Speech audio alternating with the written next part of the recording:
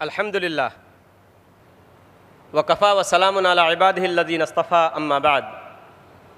خواتین و حضرات اور پیس ٹی وی پر اس پروگرام کو دیکھنے والے کروڑوں ناظرین، میں آپ سب کی خدمت میں ہدیہ سلام پیش کرتا ہوں.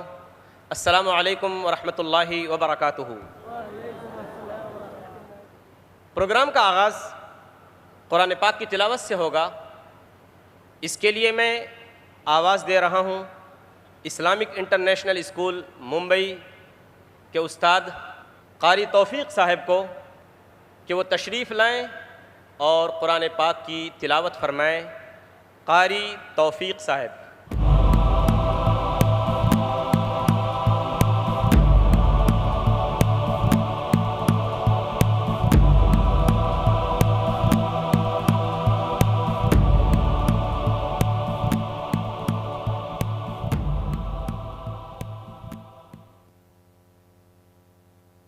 أعوذ بالله من الشيطان الرجيم.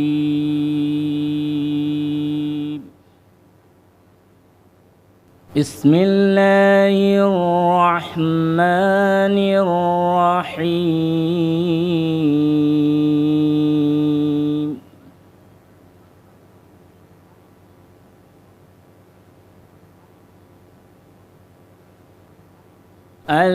الذين يتبعون الرسول النبي الأمي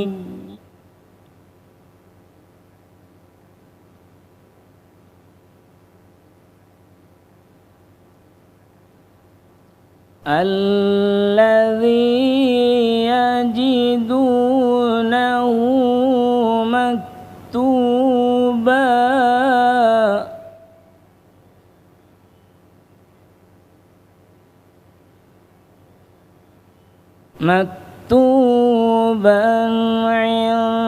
عندهم في التوراة والإنجيل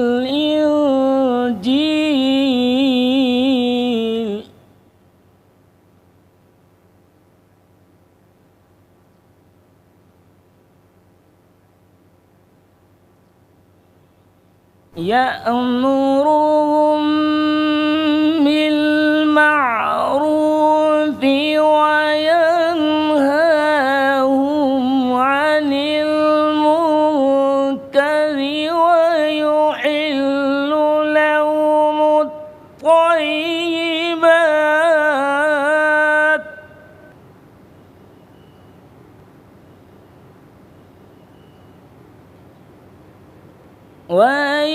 ويحرم عليهم الخبائث ويضع عنهم إصرهم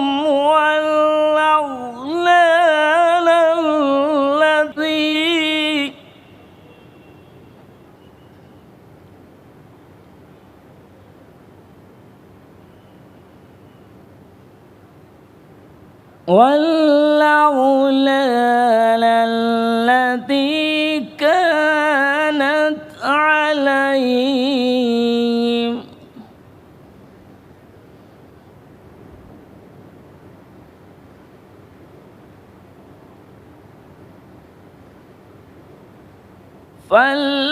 فالذين آمنوا به وعزروه ونصروه واتبعوا النور الذي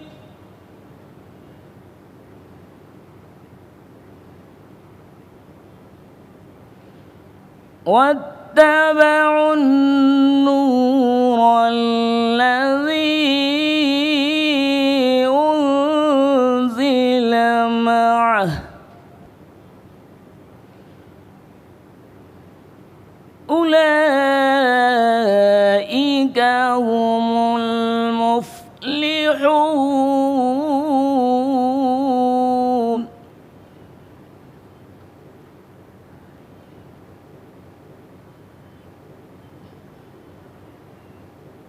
قل يا أيها الناس إني رسول الله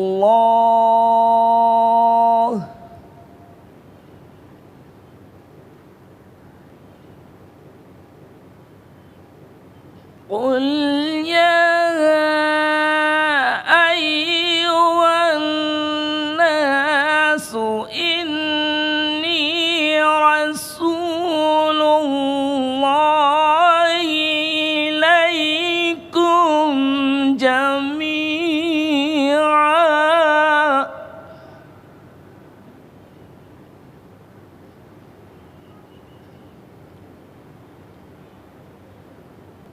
الذي له ملك السماوات والأرض لا إله إلا هو يحيي ويميت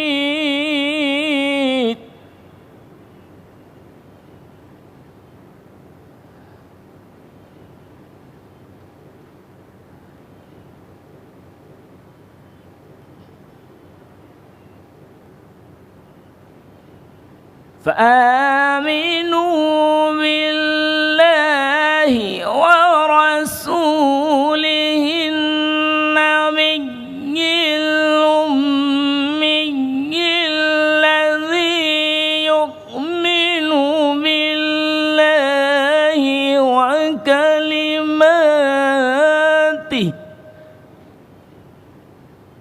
صدق الله العلي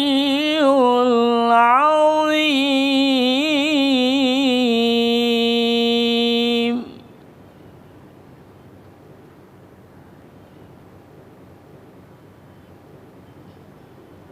جزاک اللہ قاری صاحب. قاری صاحب نے سورہ اعراف سورہ نمبر 7 آیت نمبر 156 اور 57 کی تلاوت کی ہے. آئیے ہم تلاوت کردہ آیتوں کا ترجمہ سنتے ہیں. اللہ کی پناہ میں آتا ہوں شیطان مردود سے. اللہ کے نام سے شروع کرتا ہوں جو بڑا مہربان نہایت رحم کرنے والا ہے. جو لوگ ایسے رسول نبی امی کا اتباع کرتے ہیں جن کو وہ لوگ اپنے پاس تورات و انجیل میں لکھا ہوا پاتے ہیں، وہ ان کو نیک باتوں کا حکم فرماتے ہیں اور بری باتوں سے منع کرتے ہیں، اور پاکیزہ چیزوں کو حلال بتاتے ہیں اور گندی چیزوں کو ان پر حرام فرماتے ہیں، اور ان لوگوں پر جو بوجھ اور طوق تھے ان کو دور کرتے ہیں. سو جو لوگ اس نبی پر ایمان لاتے ہیں اور ان کی حمایت کرتے ہیں اور ان کی مدد کرتے ہیں اور اس نور کا اتباع کرتے ہیں جو ان کے ساتھ بھیجا گیا ہے، ایسے لوگ پوری فلاح پانے والے ہیں. آپ کہہ دیجئے کہ اے لوگو، میں تم سب کی طرف اس اللہ تعالیٰ کا بھیجا ہوا ہوں جس کی بادشاہی تمام آسمانوں اور زمین میں ہے، اس کے سوا کوئی عبادت کے لائق نہیں. وہی زندگی دیتا ہے، وہی موت دیتا ہے. سو اللہ تعالیٰ پر ایمان لاؤ اور اس کے نبی امی پر جو کہ اللہ تعالیٰ پر اور اس کے احکام پر ایمان رکھتا ہے، اور اس کا اتباع کرو تاکہ تم راہ پر آ جاؤ.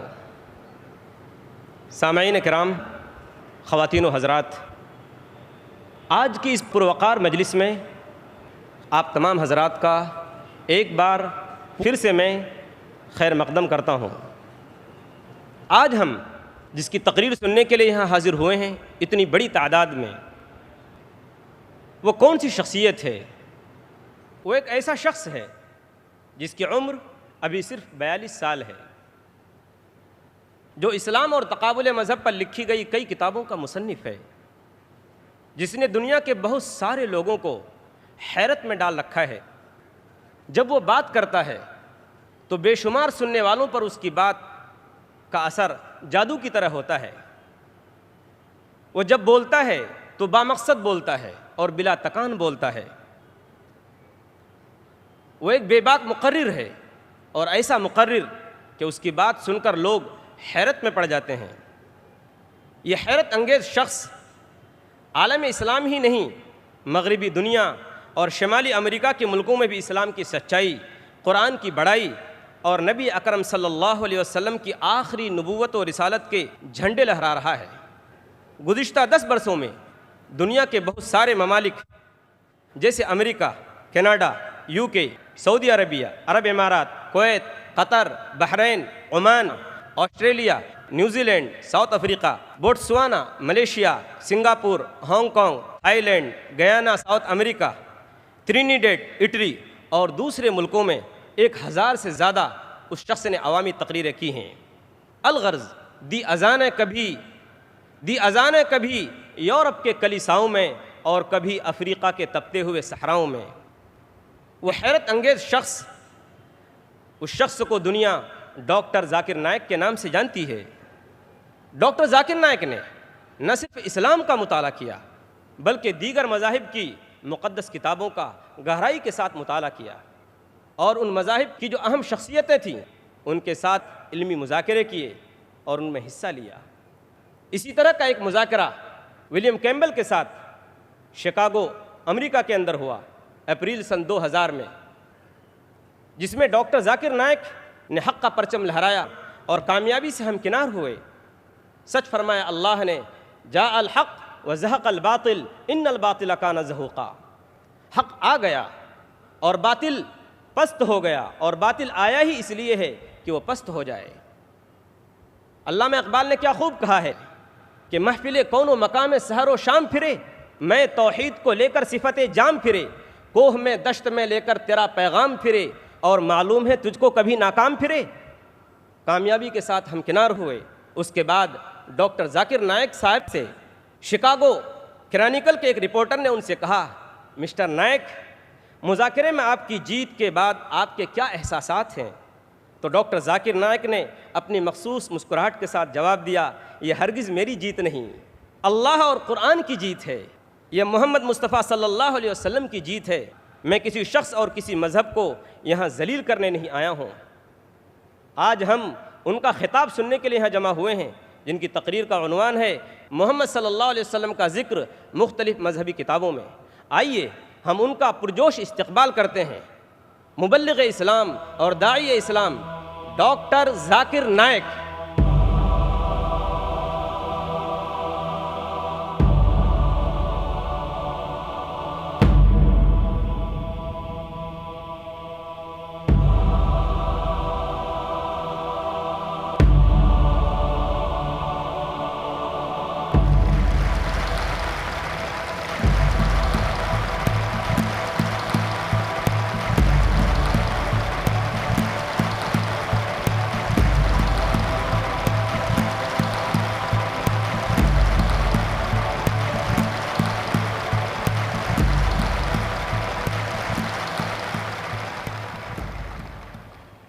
الحمدللہ والصلاة والسلام علی رسول اللہ وعلی آلہ وصحبہ اجمعین، اما بعد، اعوذ باللہ من الشیطان الرجیم، بسم اللہ الرحمن الرحیم۔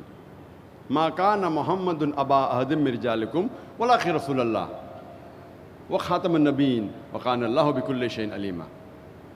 رب اشرح لی صدری ویسر لی امری واحلل عقدۃ من لسانی یفقہوا قولی۔ میرے محترم بزرگوں، میرے عزیز بھائیوں اور بہنوں، اور کروڑوں لوگ جو پیس ٹی وی پہ اس تقریر کو سن رہے ہیں، میں آپ سب کا خیر مقدم کرتا ہوں۔ السلام علیکم ورحمۃ اللہ وبرکاتہ۔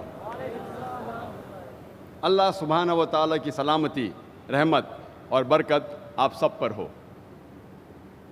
جیسے آپ جانتے ہیں کہ اکثر میں تقریر انگریزی میں کرتا ہوں، چند موقعوں پر کوشش کرتا ہوں کہ اردو یا ہندی میں تقریر کروں۔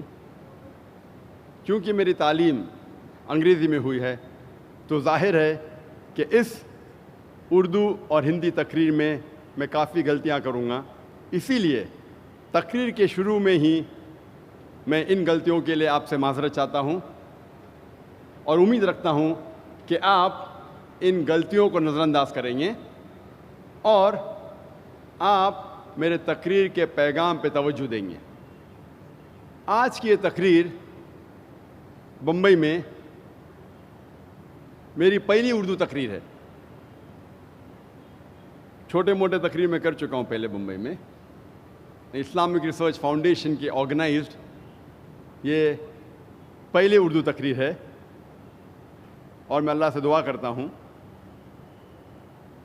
کہ یہ پیغام آپ تک پہنچے، اور جو بھی غلطیاں ہوں گی وہ میرے طرف سے ہے اور شیطان کی طرف سے ہے، اور جو بھی حق کی بات نکلیں گی وہ صرف اللہ سبحانہ و تعالیٰ کی طرف سے ہے۔ آج کی تقریر کا موضوع ہے محمد صلی اللہ علیہ وسلم کا ذکر مختلف مذہبی کتابوں میں۔ اکثر لوگوں کو یہ غلط فہمی ہے، غیر مسلمانوں کو اور کئی مسلمانوں کو بھی، کہ اسلام ایک نیا مذہب ہے جو 1400 سال پہلے وجود میں آیا اور محمد صلی اللہ علیہ وسلم اس مذہب کے بانی ہیں۔ اسلام ایک نیا مذہب نہیں ہے جو 1400 سال پہلے وجود میں آیا، بلکہ یہ مذہب تب سے ہے جب سے انسان نے اس زمین پہ قدم رکھا، اور محمد صلی اللہ علیہ وسلم اس مذہب کے بانی نہیں ہیں، لیکن محمد صلی اللہ علیہ وسلم اللہ سبحانہ و تعالیٰ کے آخری بھیجے ہوئے پیغمبر ہے۔ اللہ سبحانہ و تعالیٰ فرماتے ہیں قرآن مجید میں، سورہ فاطر میں، سورہ نمبر 35 آیت نمبر 24 میں، وَإِن مِّنْ أُمَّةٍ إِلَّا خَلَا فِيهَا نَذِيرٌ، کہ نہیں ہے کوئی قوم جس میں ہم نے خبردار کرنے والا نہیں بھیجا۔ اللہ سبحانہ تعالیٰ فرماتے ہیں سورہ رعد میں، سورہ نمبر 13 آیت نمبر 7 میں، وَلِكُلِّ قَوْمٍ ہَادٍ، اور ہر قوم میں ہم نے ہدایت دینے والا بھیجا۔ اگر آپ قرآن مجید پڑھیں گے، نام سے 25 پیغمبروں کا ذکر کیا گیا ہے قرآن مجید میں۔ مثال کے طور پہ آدم علیہ السلام، نوح علیہ السلام، ابراہیم علیہ السلام، موسیٰ علیہ السلام، عیسیٰ علیہ السلام، محمد صلی اللہ علیہ وسلم، نام سے 25 پیغمبروں کا ذکر کیا گیا ہے قرآن مجید میں۔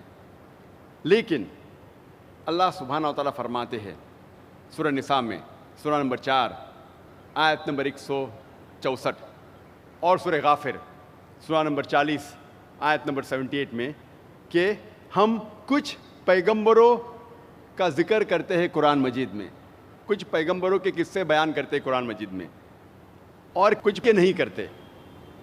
اللہ کے رسول محمد صلی اللہ علیہ وسلم فرماتے ہیں، یہ صحیح حدیث ہے، مشکات المصابیح کی جلد نمبر 3 حدیث نمبر 5737، جس کا ذکر احمد بن حنبل میں بھی آتا ہے، جلد نمبر 5 صفحہ نمبر 265 اور 266 میں۔ محمد صلی اللہ علیہ وسلم فرماتے کہ اللہ سبحانہ و تعالیٰ نے اس زمین پر 1,24,000 پیغمبر بھیجے، 1,24,000۔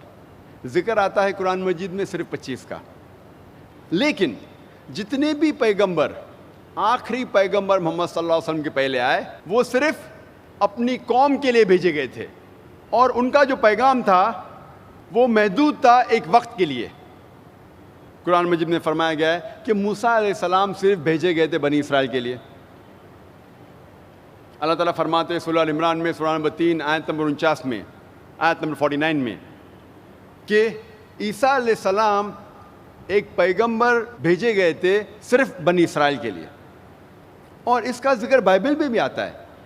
بائبل میں عیسیٰ علیہ السلام خود فرماتے ہیں گاسپل آف میتھیو میں چیپٹر نمبر 10 ورس نمبر 5 اور 6 میں عیسیٰ علیہ السلام کہتے ہیں اپنے ساتھیوں سے, He tells to his apostles, Go ye not into the way of the Gentiles, enter ye not into the city of the Samaritans, but rather go to the house of the lost sheep of Israel.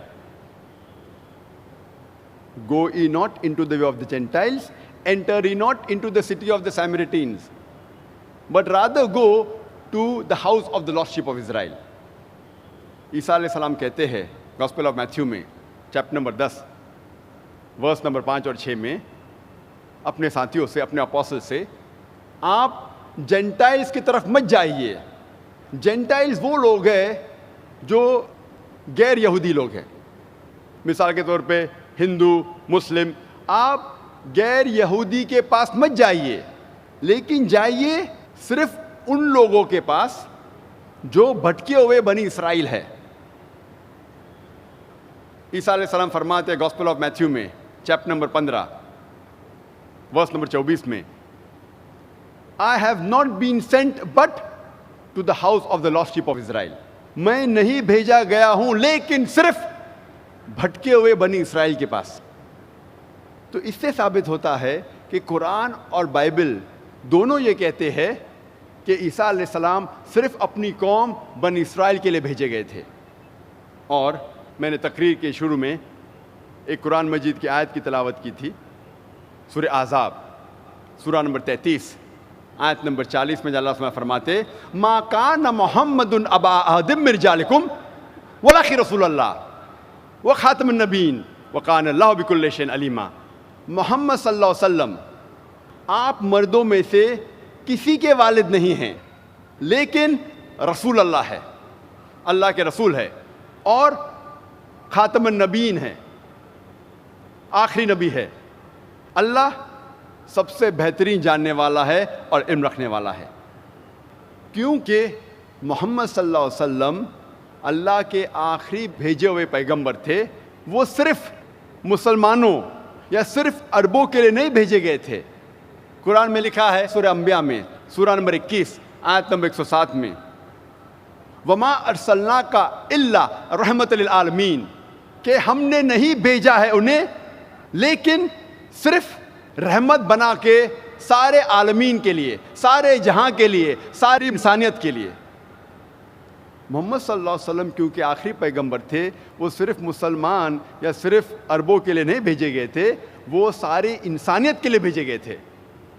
اور اللہ سبحانہ و تعالیٰ یہ پیغام دہراتے ہیں سورہ سبا میں سورہ نمبر 34 آیت نمبر 28 میں, وما ارسلناک الا کافۃ للناس بشیرا و نذیرا, کہ ہم نے بھیجا ہے محمد صلی اللہ علیہ وسلم کو ایک عالمی پیغمبر بنا کے, تاکہ وہ لوگوں کو خبردار کر سکے اور لوگوں کو بشارت دے سکے.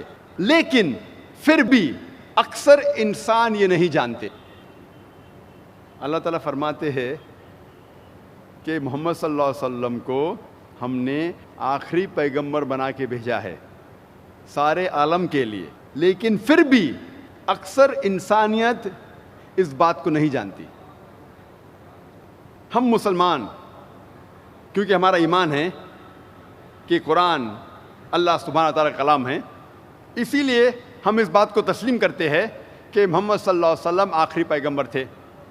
لیکن غیر مسلمان جو یہ بات نہیں مانتے کہ قرآن مجید اللہ کا کلام ہے, وہ اس بات کو تسلیم نہیں کریں گے کہ محمد صلی اللہ علیہ وسلم انسانیت کے لیے آخری پیغمبر تھے.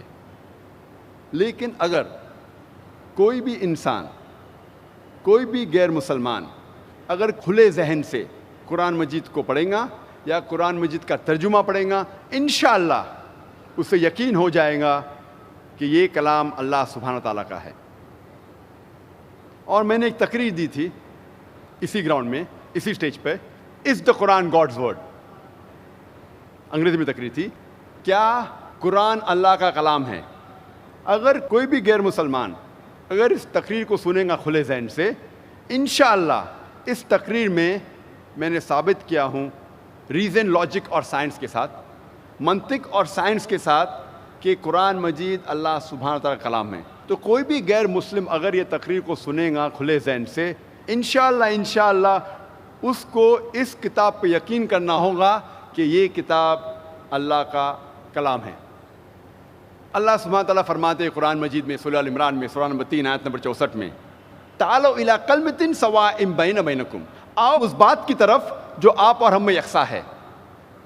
یہ قرآن مجید کی آیت سورہ ال عمران کی سورہ نمبر 3 آیت نمبر 64 کی، میرے نزدیک یہ دعوتی میدان میں اسے کہتا ہوں ماسٹر کی یعنی سارے تالوں کو کھولنے والی چابی، ماسٹر کی۔ اللہ تعالیٰ فرماتے تعالوا الی کلمۃ سواء بین بینکم، آؤ اس بات کی طرف جو آپ اور ہم میں یکساں ہے۔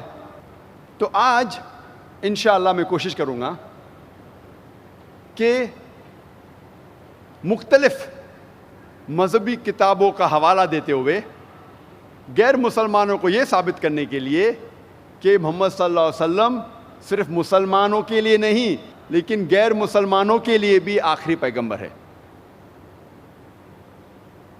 وقت کی قلت ہونے کی وجہ سے میں صرف امپورٹنٹ جو ضروری اہم حوالے وہ دوں گا، ورنہ تقریر بہت لمبی ہو جائیں گی۔ سب سے پہلے ہم تحقیق کریں گے ہندو مذہبی کتابوں میں محمد صلی اللہ علیہ وسلم کا کیا ذکر آتا ہے۔ ہندو مذہبی کتابیں دو قسموں میں بانٹی گئی ہے، ایک ہے شروتی، دوسری ہے اسمرتی۔ شروتی کی معنی ریویلڈ، انڈرسٹینڈ، پرسیو۔ شروتی کی معنی ہے وحی، سمجھنا۔ ہندو ودوان کہتے ہیں کہ شروتی خدا کا کلام ہے، ایشور کا کلام ہے، اور دو قسم کی شروتی ہے، وید اور اپنشد۔ دوسری قسم کی کتابیں جو ہندو مذہب میں وہ ہے اسمرتی۔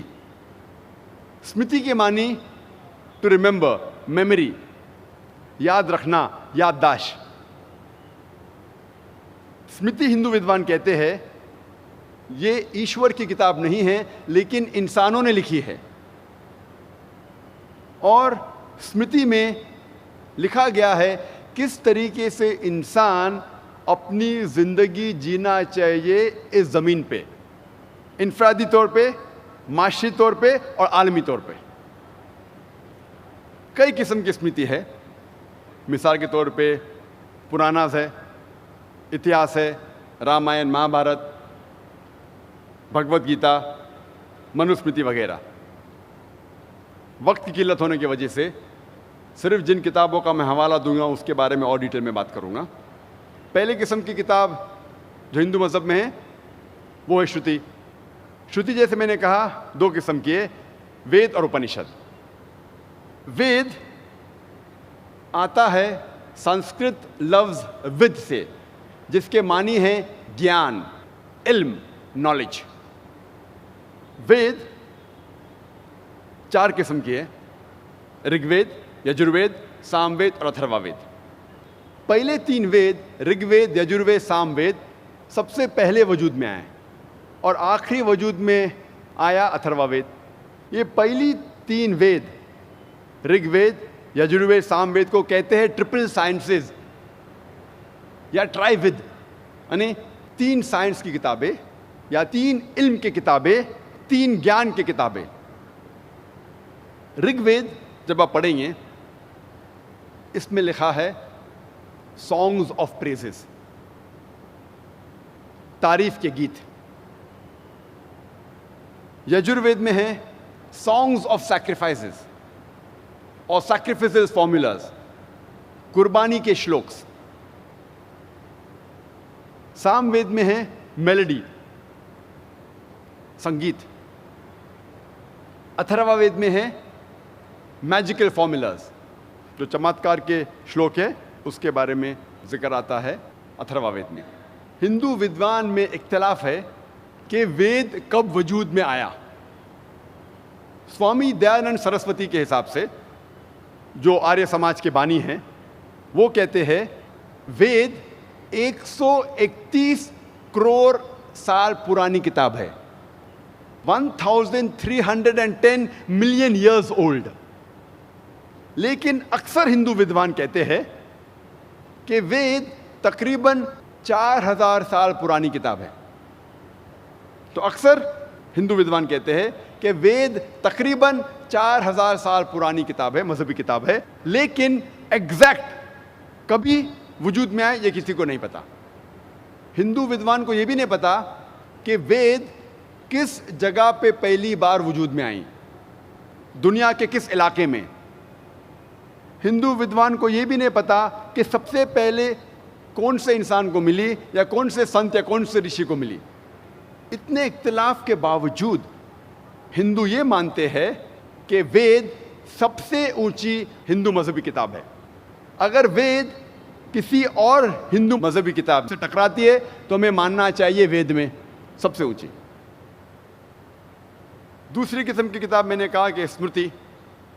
स्मृति में पुराना है, इतिहास है। पुराना जैसे हम जानते हैं उर्दू और हिंदी में पुराना मतलब एंशेंट, पुरानी किताब, इसीलिए उसका नाम है पुराना। पुराना में जिक्र आता है किस तरीके से कायनात वजूद में आई और कहानी किससे है, देव और देवी के। और पुराना को 18 जिल्दों में तकसीम किया था महर्षि व्यास ने। और एक अहम पुराना का नाम है भविष्य पुराना। मोहम्मद सल्लल्लाहु अलैहि वसल्लम का जिक्र करने के पहले हिंदू मजहबी किताब में मैं आपसे ये कहना चाहूँगा, पहले ये हम समझ ले कि अवतार के क्या मानी हैं। ये संस्कृत लफ्ज़ अवतार आता है अव और त्र से, जिसके मानी है डिसेंड डाउन, नीचे नाजिल होना या नीचे आना। जब आप ऑक्सफोर्ड डिक्शनरी पढ़ते हैं, इसमें लिखा है कि अवतार according to Hindu mythology is the coming down of a deity और अ revered soul in bodily form on the earth. Oxford dictionary के मुताबिक अवतार एक भगवान है या खुदा है जो इंसानी जिस्म में इस ज़मीन पे आता है, ये हिंदू माइथोलॉजी के हिसाब से। तो अवतार के मानी है भगवान खुदा ज़मीन पे आता है इंसान के रूप में या कोई रूप धारण करके। और अक्सर हिंदू अवतार के बारे में जब जिक्र करते हैं वो हवाला देते हैं भगवत गीता का, चैप्टर नंबर 4 श्लोक नंबर 7 से 8, जिसमें लिखा है यदा यदा ही धर्मस्य ग्लानिर्भवति भारता। जब जब जुल्म बढ़ेगा ओ भारता, और जब भी नेकी घटेंगी मैं रूप धारण करूंगा, अच्छाई का साथ देने के लिए और बुराई को तबाह करने के लिए और इस धर्म को कायम करने के लिए। संभवामि युगे युगे, हर युग में मैं रूप धारण करूंगा। ये 2 श्लोक मंत्रा जो भगवत गीता में, इससे आता है अवतार के बारे में। अवतार का जिक्र है भागवत पुराना में भी, खंड 9 अध्याय 24 श्लोक नंबर 56 में, जब जब नेकी घटेंगी और जुल्म बढ़ेगा तब तब मैं रूप धारण करूंगा। तो ये 2 श्लोक के जरिए भागवत पुराना और भगवत गीता का ये फलसफा आता है अवतार का। लेकिन हम मुसलमान, हम इस बात को नहीं मानते कि खुदा अल्लाह सुब्हानहू व तआला कोई इंसान का रूप धारण करके इस ज़मीन पे आते हैं। हम इसको नहीं मानते। हम मुसलमान मानते हैं कि अल्लाह सुब्हानहू व तआला इंसानों में से, आदमियों में से एक इंसान, एक आदमी को चुनते हैं और उस आदमी से हायर लेवल पे कम्युनिकेट करते हैं, उनको वही नाज़िल करते हैं उनके ऊपर। और इस चुने हुए इंसान को हम कहते हैं पैगंबर। ہم مسلمان نہیں مانتے کہ خدا اللہ سبحانہ و تعالیٰ انسان کا روپ لے کے اس زمین پہ آنے کی ضرورت ہے انہیں. کئی ہندو ودوان یہ کہتے ہیں کہ یہ لفظ جو ہے اوتار اوتر it has a possessive case. اس کے معنی ہے کہ اللہ سبحانہ و تعالیٰ کی کچھ چیز، ایشور کی کچھ چیز، لیکن خود ایشور نہیں ہو سکتا. اسی لیے وہ کہتے ہیں کہ اوتار کے صحیح معنی ہے اوتر، مطلب نیچے بھیجنا، اور خدا ایشور انسانوں کو نیچے بھیجتے ہیں لوگ کو صحیح راستے پہ لے کے آنے کے لیے. تو یہ معنی جو کچھ ہندو ودوان کی ہے بالکل ہو بہو اسلام میں جو ہم مانتے ہیں وہی ہے. اور یہ ہندو ودوان کہتے ہیں جب ہم وید پڑھیں گے، وید میں اوتار کا ذکر کہیں بھی نہیں ہے، لیکن جب وید پڑھیں گے، اپنشد پڑھیں گے، اوتار کا ذکر نہیں ہے، لیکن وید میں کئی رشی، کئی سنت کا ذکر ہے، جس سے ثابت ہوتا ہے کہ ایشور نے کئی انسانوں کو بھیجے لوگ کو صحیح راستے پہ لے کے آنے کے لیے. تو جب وید اور بھگوت گیتا میں ٹکراؤ ہے تو آپ کو بھگوت گیتا کو صحیح طریقے سے سمجھنا چاہیے. جب ہم بھگوت گیتا اور پرانا کو صحیح طریقے سے سمجھتے ہیں، ہمیں پتہ لگتا ہے کہ جو شلوک میں نے پڑھا اس کے صحیح معنی ہے کہ جب بھی ظلم بڑھتا ہے اس زمین پہ اور جب بھی نیکی گھٹتی ہے تو ایشور پیغمبروں کو بھیجتا ہے اس زمین پر. اس میں ہم مسلمانوں کو کوئی گلا شکوہ نہیں. ہو بہو اسلام جس چیز کو مانتا ہے وہ اس کو مانتا ہے. اور جب ہم تحقیق کرتے ہیں تو پتہ لگتا ہے کہ ہندو مذہبی کتابوں میں سینکڑوں جگہ محمد صلی اللہ علیہ وسلم کا ذکر ہے. پہلے ہم دیکھیں گے پرانا میں محمد صلی اللہ علیہ وسلم کے بارے میں کیا لکھا ہے. لکھا ہے بھوشیہ پرانا میں پرو 3 کھنڈ 3 ادھیے 3 شلوکات 5 سے 8 تک. اس میں لکھا ہے کیا ایک ملیچا آئے گا جو ریگستان سے آئے گا اپنے ساتھیوں کے ساتھ، اور اس کا نام ہوگا محمد صلی اللہ علیہ وسلم.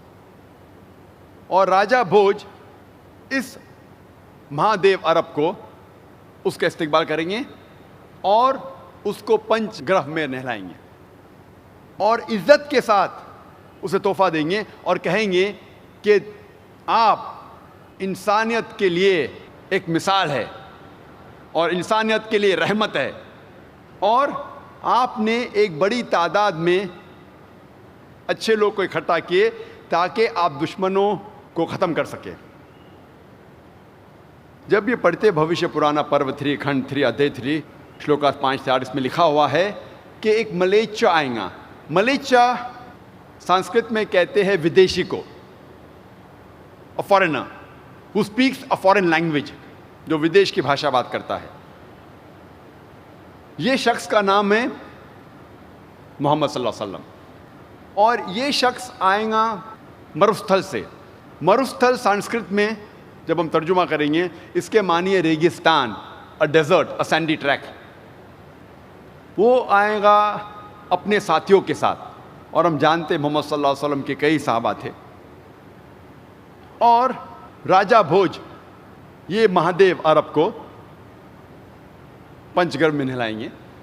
پنچ گرھ میں نہلانا کے معنی یہ نہیں کہ گنگا میں ڈبکی لینا، لیکن یہ ہندوؤں کا یہ ماننا ہے کہ پنچ گرھ میں گنگا میں نہلائیں گے مطلب آپ پاک ہو جاتے ہیں.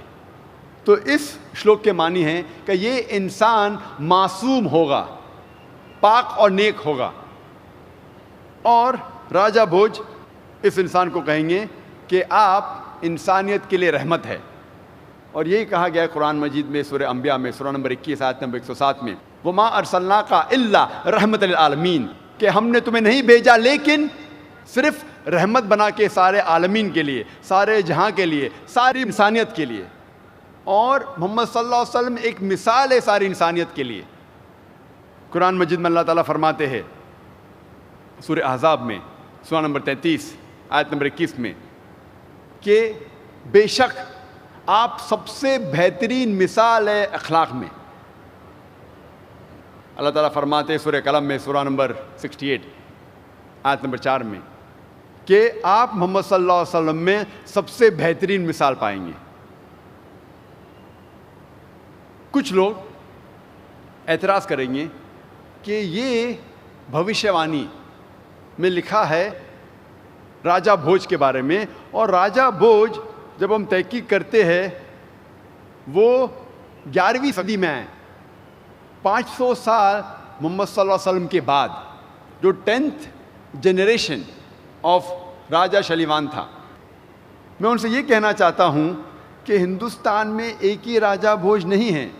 جس طریقے سے روم کے بادشاہ کو لقب دیا جاتا ہے سیزر، اور مصر کے بادشاہ کو لقب دیا جاتا ہے فرعون، اسی طریقے سے ہندوستان کے راجاؤں کو لقب دیا جاتا ہے راجہ بھوج۔ تو راجہ بھوج ایک ہی نہیں ہے، کئی ہے۔ یہ راجہ بھوج جو آپ ذکر کر رہے 11ویں صدی کے، اس کا ذکر نہیں ہو رہا ہے بھوشیوانی میں، یہ اس کا ذکر ہو رہا ہے جو محمد صلی اللہ علیہ وسلم کے وقت تھے۔ آگے جب پڑھتے ہیں بھوشیہ پرانا پرو 3 کھنڈ 3 ادھیے 3 شلوکاس 10 سے 27 تک، اس میں لکھا ہے کہ ملیچیا اس زمین کو خراب کر چکے۔ ایک شخص میں نے بھیجا تھا جو غلط لوگ کو سیدھی راہ لے کے آیا، لیکن ابھی دشمنوں نے ایک بڑے دشمن کو بھیجا ہے۔